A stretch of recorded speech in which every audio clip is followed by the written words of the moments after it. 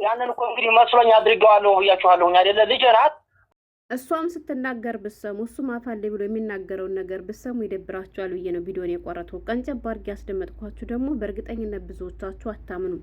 ሙሉ ቪዲዮን የሰማችሁ ልታምኑ ትችላላችሁ። ግን ሌሎቻችሁ እንደዚህ ሆነ ብዬ ሳወራ አንቺ ውሸታም ማለታችሁ ስለማይቀር ትንሽ ቀንጨብ አድርጌ ያስደመጥኳችሁ ለዚህ ነው። ለማንኛውም አላህ እንደዚህ ካለ ጉድ ሁላችንም የሚጠብቀን የሀገሬ ልጆች። እባካችሁ እንደዚህ እያደረጋችሁ ያላችሁ እህቶች ካላችሁ ጥንቃቄ አድርጉ። ማስጠንቀቂያ ማታርገኝ ማስጠንቀቂያ ማትንሳኝ ይላልና ሀገራችን ሰው ሲተርት።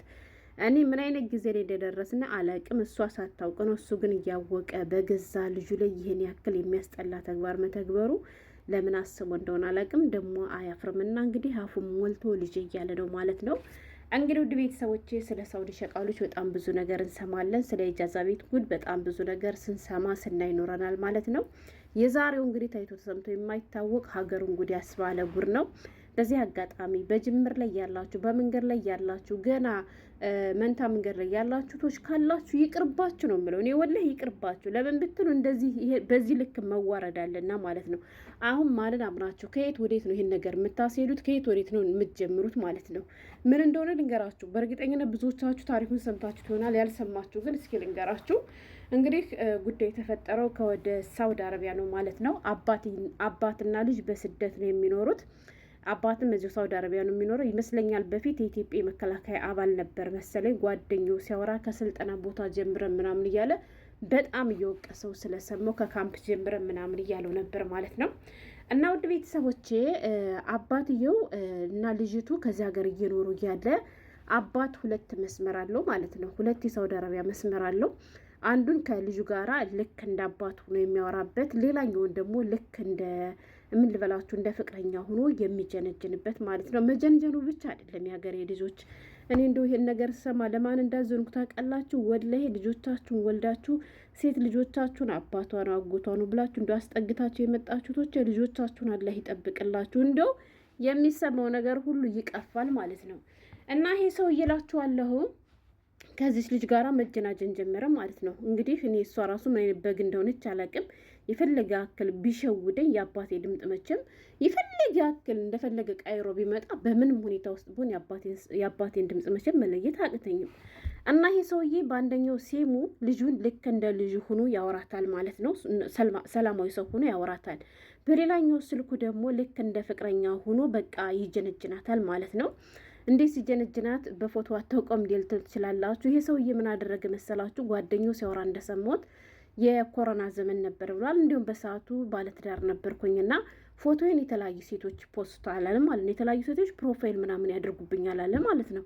እና እሱ ደግሞ ለማንም እንዳላከ ነው ፎቶን የሚያውቀውና የሆነ ጊዜ እንደውም ሚስቱ ጠየቃችሁና በተደጋጋሚ ሴቶች የኔ ፍቅር የኔ ምን እያሉ እየፖስት ነው ምንድን ነው ነገሩ ሁሉ ብላ ለትዳር መፍረስ ሁሉ ጫፍ ላይ አድርሶ የነበረ የዚያ ፎቶ ጦስ ይላል ማለት ነው። ለጓደኛው ልኮለት ስለነበረ ከዛ ሰውየው ታስሮ እስር ቤትም ገብቼ እያለ የኔ ፎቶ ፖስት ተደረገ። በዚያ ሰዓት ሚስቴ ለካ እውነትህን ነው እኔ አይደለሁም ፎቶውን የምፖስተው ያልከኝ፣ አሁን አንተ እስር ቤት ነህ፣ ፎቶ የለህም፣ ሚዲያ ትጠቀምም፣ ግን ተፖስቶ አየሁት እኮ ብላ አለችኝ አለ። እና የሆነ ጊዜ እነዚህ ሁለት ጓደኛሞች የዚህ ልጅ አባትና ይሄ ሰውዬ ጓደኛሞች ስለሆኑ ከብዙ ዓመት መጠፋፋት በኋላ ሲገናኙ ፎቶ ላክልኝ ይባባሉና ፎቶ ተላልከው ነበር የሀገሬ ልጆች። ከዛ የዚች ልጅ አባት በዚያ በጓደኛው ፎቶ የጓደኛውን ፎቶ ለልጁ ይልክና እኔ ነኝ የዚያን ሰውዬ ፎቶ ልኮ እኔ ማለት ይሄ ነኝ ብሎ እንግዲህ እየተጀናጀናት ነው ማለት ነው። እሷ ደግሞ እንግዲህ ፍቅረኛ ያገኘው ብላ ትጀናጀንላችኋል። የሀገሬ ልጆች ሊበላት ልትበላ ማለት ነው። ውርደታሞች ለነገሩ ይበላችሁ ወላሂ። እኔ በጣም ነው የምታስጠሉኝ። እንዲሁ ሰው እንዴት በአካል የማውቀውን ሰው እንዴት በአንድ አካባቢ ተወልዶ ያላደገ ስለዚያ ሰውዬ ማንነት ስለዚያ ሰውዬ ዘር ማንዘር የማታውቁትን ሰው ተንጠልጥላችሁ ፍቅር እንዴት እንደሚይዛችሁ እኮ እኔማ ገረም የሚል የሌለውን ነገር ተውትና ከዛ ጅሪትን ለሚያለ ፍቅር ውስጥ ገብታላችኋለች። መሽቶም ነግቶም እንግዲህ ከሱ ጋር ጅንጅናዋን ትቀጥላለች ማለት ነው። አባቶዬ ደግሞ በጎን ፍቅረኛ ሆኖ ያወራታል፣ በጎን ደግሞ አባቱን ያወራታል ማለት ነው። እናንተ ቅሌታሞች በሚዲያ ለምታውቁት የተከበረ ገላችሁን አሻገራችሁ የምትልኩ ማለት ነው። ከዚህ ተማሩ። ወላሂ ነው የምላችሁ። አውቃለሁ ፍቅር ውስጥ ስትሆኑ ድፍን ትላላችሁ። ከዛ ካለፈ በኋላ ነው የሚቆጫችሁ። ግን እህቶች ተው፣ እየደረሰ ባለው ነገር ተማሩ።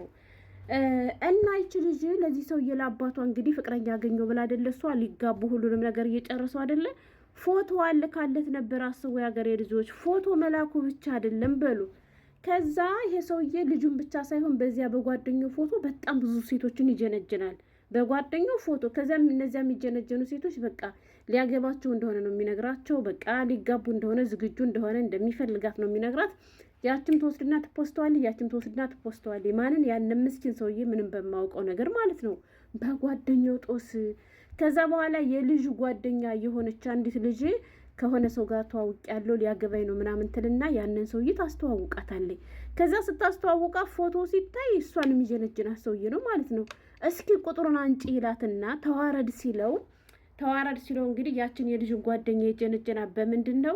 እንደ አባት ሆኖ በሚያወራበት ስልክ ቁጥር ነው። ያገሬ ልጆች አስቡት፣ ተዋረድ ሲለው ማለት ነው። ከዚያ አምጪ እስኪ ብላ በፎቶ ተናዳ ስልኩን ስጭኝ እስኪ ብላ ስልኩን ስትሞክር አባቴ ብላ ሴብ ያደረገችው ቁጥር ቢወጣላት አስባችሁታል? አባቴ ብላ ሴብ ባደረገችው ቁጥር ለአባቷ ትደውልና አባትም ደግሞ ያው ልጄ በዚህ የምታውቀኝ አባት እንደሆንኩ ነው ይልና ከዚያ በኋላ እሷ ለጓደኛዋ ነገረቻት እንጂ ይቅርብሽ፣ ይሄ ሰውዬ ህይወትሽን ያበላሽሻል፣ እኔንም እኮ እንደዚህ ብሎኛል ብላ አባቷ መሆኑን ሳታውቅ ነግራት ነበር ማለት ነው። ከዛ ያቺ የተጀናጀነችው ልጅ ትሄድና ለሰውየው ገኒ የምትባል ልጅ እኮ እንደዚህ ያለችኝ ስትለው እሷን ተያዝም ብለሽ ቀንታ ነው ምናምን ነገር ይልና ድፍን። ከዛ በኋላ ሴቶቹን ሁሉ ስታነቃበት እሱ እንደዚህ ነው ብላ ስትናገርበት አባት ሆዬ ኧረ እናንተ ኧረ ምን ጉድ ነው ወላሂ። ከዛ ልጅቷ በሌላ ቀን በሰላሙ ቀን ፍቅረኛ አገኘው ብላ እየተጀናጀነች እያለ የላከችለትን የልጁን የራቁት ቪዲዮ አቀነባበርና ቲክቶክ ላይ ፌስቡክ ላይ ልቅቅ አረገባት። አስቡት የሀገሬ ልጆች፣ ማን አባቷ የበኩር ልጅ ናት። ብዙ ከፍዬባታለሁ፣ ብዙ አይቼባታለሁ፣ እወዳታለሁ ምናምን። ኧረ ገደል ግባ አባት እንደተቀቀለ ተጠቀመው ወደ ቀቅለ ብለው እንዴ! ኧረ ጎበዝ። እና እኔ ሌላ ነገር እላችሁ አልችልም። እና ተው አትጀናጀኑ፣ በቃ ይቅርባችሁ። እናንተ ያለው እኮ የትም አይቀርም ወላሂ። እንደው የትም ሄዳችሁ የትም መጣችሁ እኮ ለምንድን ነው ግን አትጀናጀኑ? በአላህ ከውርዴት የውርደት እኮ ነው። ፍቅረኛ አገኘው ብላችሁ አባታችሁን ስጀነጅኑ።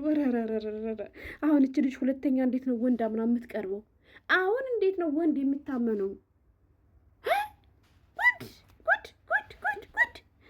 ኧረ እኔ ብዙ ጉድ ሰምቻለሁ ስለ ሳውዲ ሸቃሎች። ኧረ የዛሬው ሲለያል። ኧረ ወላሂ ኧረ ያሳፍራል። ኧረ ሴቶችዬ ማለት እስኪ እሷ ሳታውቅ ነው እንግዲህ መቼም አልፎ አንዳንዴ በፌስቡክ በቲክቶክ ተዋውቄ ጥሩ ትዳር አገኘው ሲሉ ስለሚሰሙ ያንን ልሞክር ብላ ነው። ግን ይሄ አባት ነው ያገሬ ልጆች፣ ይሄ አሁን አባት ነው የሚባለው? አሁን እች ልጅ እስካሁን በኋላ አባትነቱን ትቀበሏለች?